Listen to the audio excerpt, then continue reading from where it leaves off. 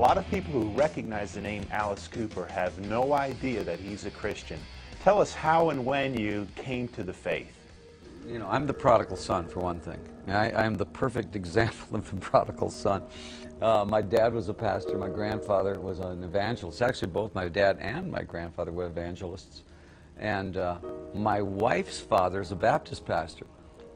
So I grew up in the church, and all of my friends were church kids.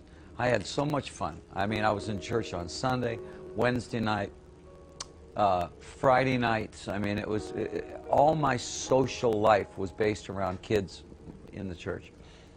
And that was great. And it got to high school, and all of a sudden, the Beatles came out. And I went, oh, well, that's kind of, you know, and I was a natural mimic anyways. So I watched the Beatles, and I said, well, that would be fun to do. Being in a hit band with hit records and getting as big as we got is like winning the lottery about 3 times. It just doesn't happen. You know, we were definitely the underdogs in the whole thing, and we kept going, well, we're never going to make it. This is fun, you know, to do this, and then we'll go get real jobs. And we kept getting bigger and bigger and bigger, and all of a sudden, there we were.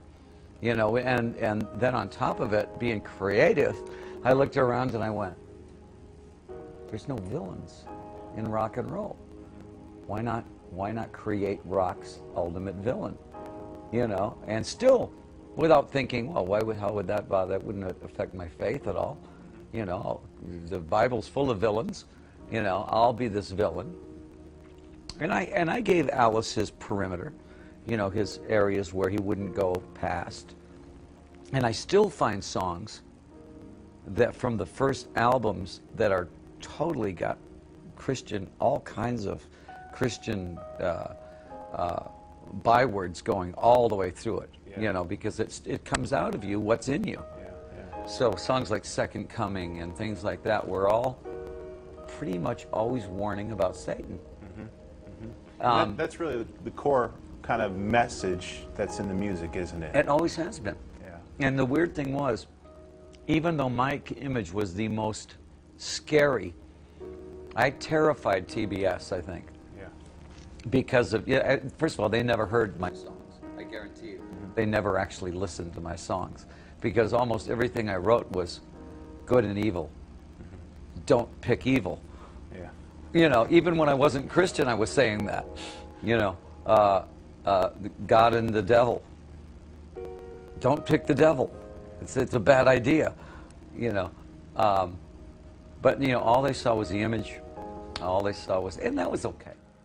We've all heard of the Gospel of Matthew, Mark, Luke, and John. What is the Gospel according to Alice? If you were to summarize the message that so influenced your life, what would it be?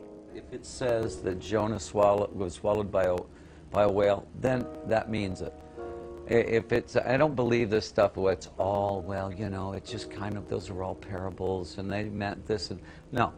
I say if it says it, it meant it. You know, and people laugh at me and say, well, you know, I mean, you can't really believe that. And I go, well, if I can believe that God created the world and created everything in it, why wouldn't I believe a simple thing like that? That's not a hard thing. You know, the very fact that he cared enough about me to save my life about 20 times, you know, and help me survive a million different things to put me where I am now. And then the challenge I have now, being a Christian in the rock business. You know, he kind of put me in the Philistines, in the camp of the Philistines, which is okay. Yeah, what's that like? Well, you have to live your life every day. You have to live your faith. You know, I mean, I'm living in a world that's not my world. I know that, but I live in it, and I try to live my faith every day in it. If I can live, that's my testimony. I don't need to be going out. If somebody mentions, you know, my faith, I definitely talk about it in interviews and things like that. I mean, I'm very open about it. I'm never under a quilt about who I am. But I'm not going to be the one that says, now sit down, I'm going to tell you about this. And you know, I'm not going to be the car salesman. It seems like you'd rather live out your life like everybody else than have to live up to someone else's standard of what a celebrity Christian should be like? If I walk outside and I make a mistake, all of a sudden my Christianity goes down the toilet. Well, what people don't realize, when you become a Christian, does not make it any easier. It makes it harder. It makes your life harder. It makes your soul at ease with God because you know where you're at with Him. It doesn't make your social life or your normal life in America any easier. In fact, it puts you under the microscope.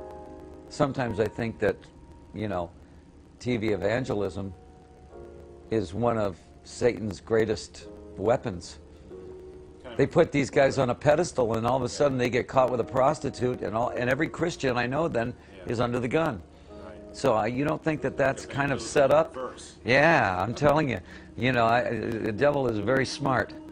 He's not going to come out with the horns and the tail. He's going to come in as the slickest car salesman you ever saw. You know, and the slickest, I've seen some pretty slick pastors on TV. Now, that's not to say that they're all like that. I mean, I love Sproul. I love Stanley, Charles Stanley. There's a lot of guys there that I all sit and I'll listen to and I go, okay, yeah, we're right on. Dead on the middle. You know, I got it. But every time I hear something that goes a little left of center, you know what? What was that? You know, too much healing on TV. I don't know about that. That's showbiz, I think. In 1995, you and your friend, Pastor Chuck Savall, started the Solid Rock Foundation, which has donated over $1 million so far to worthy causes worldwide. Tell us a little bit about how you made that decision and what Solid Rock is all about. I believe if you give kids a chance, they've got creative stuff going on in them all day. If they get home from school, a kid's got his books, he's 13, he's going home from school, his dad's a crack dealer, his mom is on the street somewhere, my brother and sister are both gangbangers, and this kid's going, I don't have much of a choice here, do I? Well, let's give them a choice. Let's give them a place to go where they can go learn guitar. They can learn bass. They can learn how to write lyrics. It can be vocational. They can play basketball.